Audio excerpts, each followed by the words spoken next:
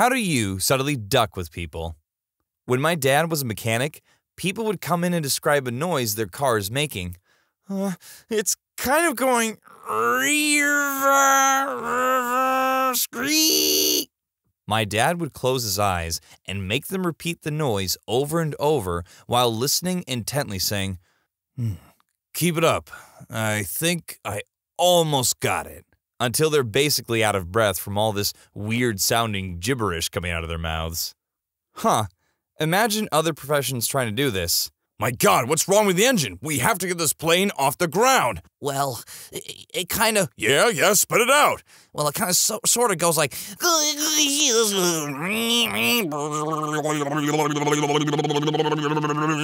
I don't know what's going on. Sir, listen. Yeah? You're an idiot.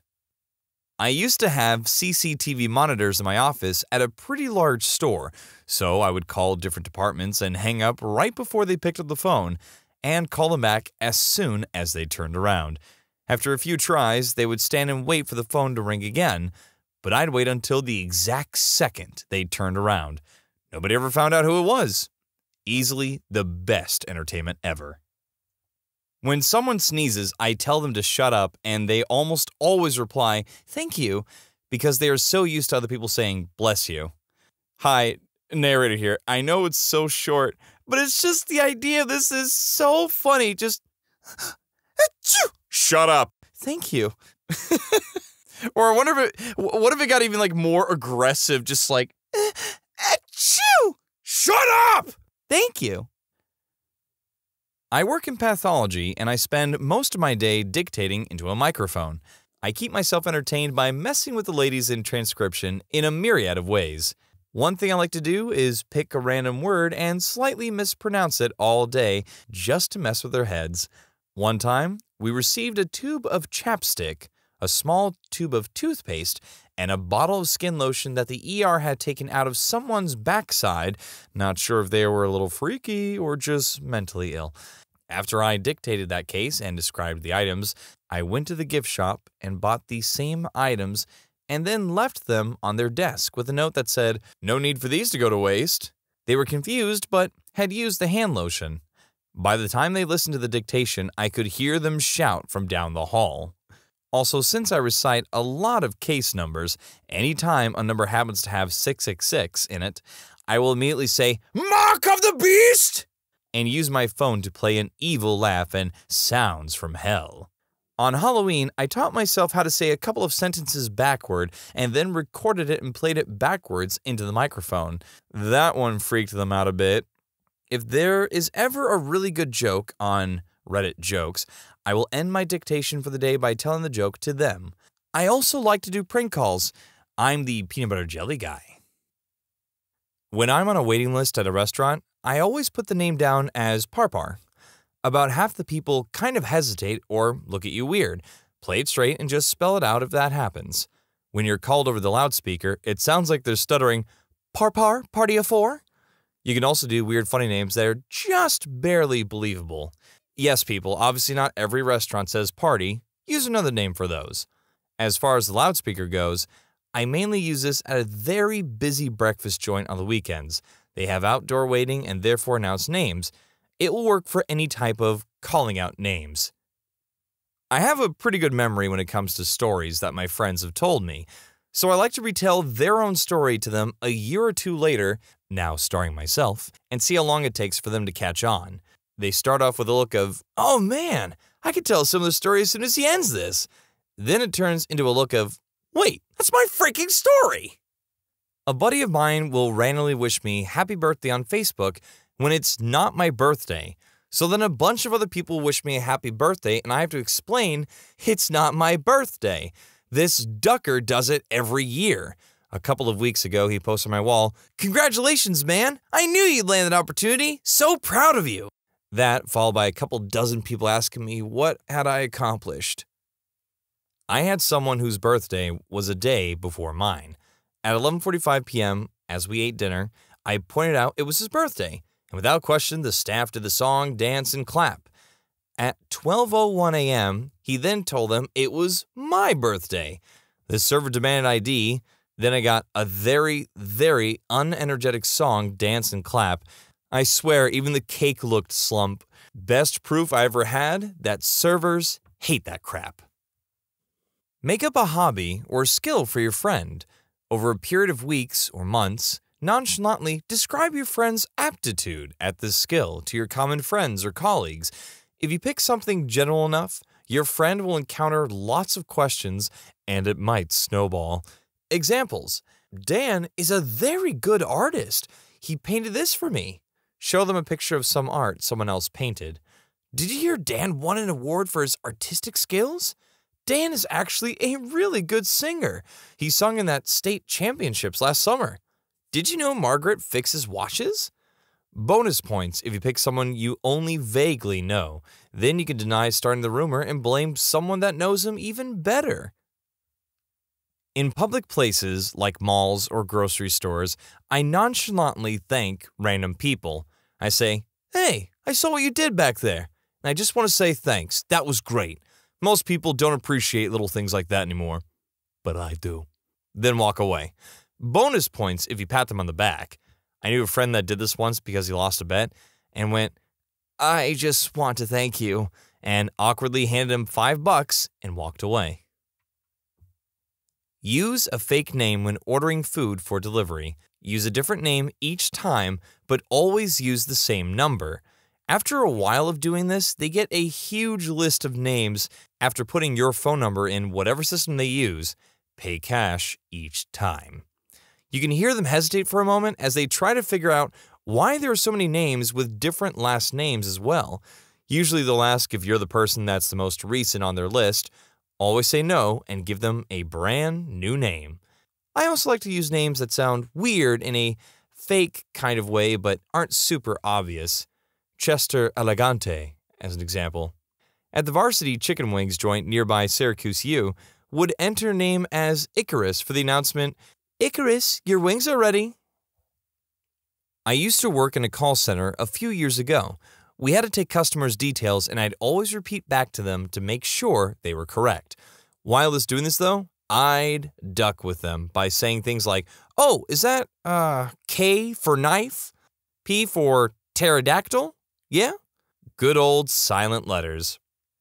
Get them heavily involved in a good conversation while standing, and just hand them something. Don't look at it. Keep the conversation going, keep eye contact, and hand them anything, from a tennis ball to a rock you just picked up. Almost every time, they'll grab it without thinking. Works even better if talking and walking. See how much stuff they can hold. Keep looking at a spot a few feet behind them with a worried expression. Look back at them and smile again. Look 3 feet behind them this time.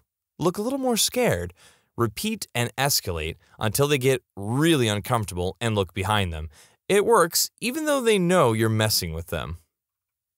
There was one guy in the music department who would always leave his phone on whatever desk he was working at. Every single time I'd walk by, I'd pick it up and move it slightly, no more than 6 inches away, and keep walking. I never took it. I never moved it far.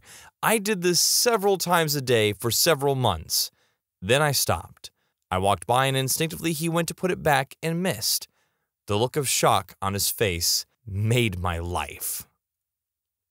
A family opened this small local theater, and we went a couple of times during October and watched Annabelle and Nightmare on Elm Street. After everyone got deep into the movie, the staff would sneak up behind us, dressed in black, and duck with us pretty hard. Their kid crawled as fast as he could down the row seats and rubbed up against our legs. That was the best one. It was freaky, but hella fun. I don't know, man. I think that would be kind of crazy to send your kids into the dark theater to mess with people as they're watching a scary movie. What if somebody, stomped their foot down to the child going, "No! Not today, Annabelle! Grr!" No, please. I didn't mean to. That's a lawsuit waiting to happen. Why would you do this? No! Stop! I had a roommate in college that rarely went out to drink, but when he did, he got completely trashed and usually ends up having no recollection what had happened. So whenever we would be drinking together, I take a handful of leaves from outside and hide them in his room in places like under his laundry pile, under his bathroom sink, in his jacket pocket, toaster, in the closet, etc. He still thinks he has a leaf hoarding habit whenever he goes out to drink with us. Wait, you had a toaster in your closet? I saw this on another thread, can't remember the name of the hilarious person who wrote this, but start out with a subtle lisp when talking to someone you usually see on your own and when others aren't likely to be around when you speak to them. Over the coming weeks, make the lisp more prominent until you can barely be understood by that person. When it has become so bad that they cannot at all understand you, just drop it. Start talking normally again. The guy who's been trying to figure out what you're saying will be so confused. If he asked about it completely, deny it. Act baffled each time he brings it up. Bonus points if he starts asking other people. For example, Steve and Jerry, starting with Steve. Hey, Jerry, you know the guy from accounting? Yeah, dude, what about him? You've heard his lisp, right? He's not got one anymore. Jerry gives a weird look. Dude, he's never had a lisp. I don't know what you're talking about. Steve will be completely mind-ducked. You could also apply this to having a weird accent that suddenly drops. Not a real accent, just a really weird, unrecognizable accent that nobody can figure out. I really love bananas. I take a couple with me every day to work for mid-morning snacks.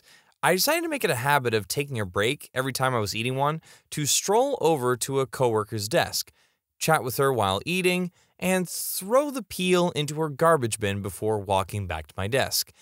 She would deal with the smell for the rest of the day. It took a week before I got a, "If you throw that in there, I'm gonna end you."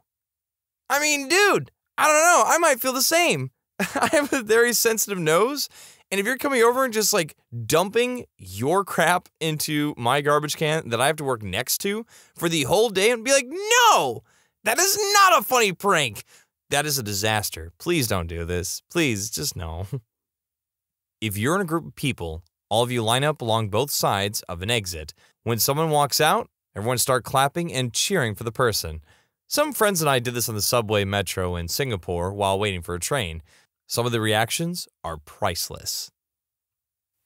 My one friend and I refer to every animal as kitty, or some variation of it, i.e. wolves are howling moon kitties, meerkats are stand-up kitties, and obviously ferrets are snake kitties. We often ducked with people, like one time when I insisted that this girl's gross dog was a slobber kitty. She was super proud of having this purebred dog, so she was getting quite flustered over the whole thing and practically yelling the breed of her dog at me. The first friend I mentioned walks in after not having heard this argument, and the girl says to him, "You can tell what breed my dog is, right?" And he replies, "Slobber kitty," without missing a beat. She got so mad. Definitely a subtle one, but I like it. I work in a restaurant. As a servant to the public, it's easy to get down on your job. Subtle things really help make you feel less like a backside-kissing peasant. Almost every time I run a tray of food, I make eye contact with the nearest table that's waiting on food and give them a look and smile as if I'm coming right for them to deliver their meal. Then I pass right by them and take it to the actual table. I love when people interrupt their conversation with, "Hey, here's our food," only to be left disappointed. A little sociopathic, considering most of these people didn't do anything to me, but it's just a nice way to feel in control at a job where you are so often walked on. "It was you! You did this to me! Oh, come on! I've definitely had this happen to me somewhere before. No! Now I know your tricks! Now I know. I'm gonna watch you and bring like, hey, you get back here! Ah!" I looked after my buddy's house when he was on vacation. I took every photo out of its frame, scanned it, photoshopped me in somewhere, printed them, replaced in frames. Months after he got back, he called me saying his brain was telling him something was wrong, but he rarely looked at the photos anymore, so it didn't click until his sister was over and saw the altered photos. One of my best friends is generally quite impatient, and for the last 8 years, I've been purposefully waiting for the last ring whenever he phones me to answer because I know he hates it. The best part, though, is I periodically tell him every so often that I'm doing something that he hates to duck with him, but I'm not telling him what it is, which drives him nuts as he can't figure it out and often insists I'm lying. I do a bunch of things to mess with him, but this is my fave as it's the longest running, lowest effort, mildest inconvenience that gets maximum annoyance. When we're closing down my store, there's a small vestibule at the back door where we have to stand still for about 20 seconds so that we can arm the motion alarm before leaving. As a rule, no one can be in the store alone, and so some employee always has to be with me for this process. I fart every single time. If they move, then the alarm won't set and we have to stand there even longer. In high school, I would sit in the back with my buddies, and whenever we had a substitute, I would sit completely still with my mouth gaping open until drool started pouring out slowly and dripping all over my notebooks. Sub would have zero idea why someone with such a seemingly debilitating mental handicap was in a regular class. Of course, they were far too uncomfortable to say anything that might suggest something was wrong with me. On the side note, I never did the deed in high school. I was once inspired by a post here on Reddit where someone replaced one of their family portraits with a picture of Vladimir Putin. One day when our parents were at work, my brother and I did the same thing by changing out a picture of ourselves with one of Putin bottle feeding a baby goat. We thought it was inconspicuous enough to go unnoticed for a little while, but we both gave it less than a day before our parents would notice. 6 months later, I'm in the middle of my college semester and I get 2 texts. One from my brother saying, "They found Putin!" and the other from my dad saying, "You clever plastard." I used to manage a fleet of company cars. One of my friends who worked with me had a car for my fleet. He doesn't know I had spare keys for all of them. The parking lot is not large. You can fit about 50 cars in it. They're all company cars, and there's no reserved parking. So, being the friendly jerk I am, shortly after he arrived at work, I would go out for my smoke break and move his car over 1 or 2 spots. Sometimes I would even reverse the car back into the same spot, if he went in front first.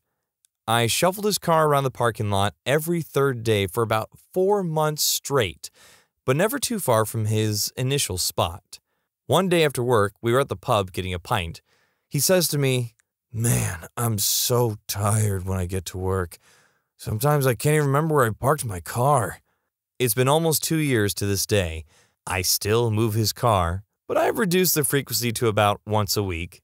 He still doesn't know. In my apartment building, there is an unprotected Xfinity Wi-Fi. I have my own Wi-Fi, so I never connect to that one, but for some strange reason, one day, my phone connected to it on its own. So not knowing it did that, I started watching YouTube on my phone and accidentally hit the Chromecast button at the top of the screen. And when I pressed it, it gave me 2 different smart TVs to cast to. I had a huge evil grin on my face. So first, I immediately searched a Rickrolled video and casted it to one of the TVs. I thought this was hilarious, but I wanted to be more clever. I started playing all sorts of different videos. Girl ripping out her hair with a drill while eating corn, 2 frap videos, South Park videos, 4 words all uppercase. Halfway through the last video, the connection ends. I guess they finally figured out how to turn it off. So the next day, I came home from work and checked my mail, and next to all the mailboxes was a very angry letter to the whole building. Really me. Can't remember it word for word, but it said something like, "Whoever the rumpole is putting videos on our TV, please stop! We have young kids, and now they are repeating the inappropriate language that was in those videos." I immediately bust out laughing in the middle of the hallway, and believe me, I will be doing it again. I had a coworker once who was a real jerk. I started making fun of bald customers to their face in a friendly manner. It was a cigar store. Making light is mandatory on a frequent enough basis when he was around to make him think I really got grossed out by bald people. I don't, and I think I'm probably going bald. It was all part of my long con. After I got him thinking about baldness on a regular basis, I brought in my shills. I talked to customers I was friends with. Under my instruction, they'd always stare at his hair when they saw him or ask, "Did you get a haircut or something?" Every time they'd talk to him. We went to the same barber. Neighborhood dude. Cut his first cigar. So I talked to the barber into asking him, "So, you want me to do anything about, like the thin parts?" After 6 months of this, he was constantly checking his hair in the mirrors, the glass around the shop, asking all the darn time if I thought he was balding. It was hands down the most sociopathic and impressive thing I have ever done in petty revenge. It was like a total of 9 months of work, involved half my customers and eventually the owner of the store. He had the thickest hair I've ever seen. People complimented him on it. But that jerk farted in my face one time while I was eating quiche, and you don't duck with a man's quiche. Wow. So this man literally went Liam Neeson on this. Like this guy just like walking around and just being dumb. Be like, ah! And he just looks up, his quiche ruined. "Darn you. I will remember this day. Revenge is best served cold. Just like my quiche, which is now cold and smelly." When you subscribe, make sure to hit the bell to turn on notifications. Put the playlist on in the background to finish listening to all the stories. And if you like Am I the Genius, give Am I the Jerk a shot, linked in the description as well. Thanks a lot for watching. See you next time.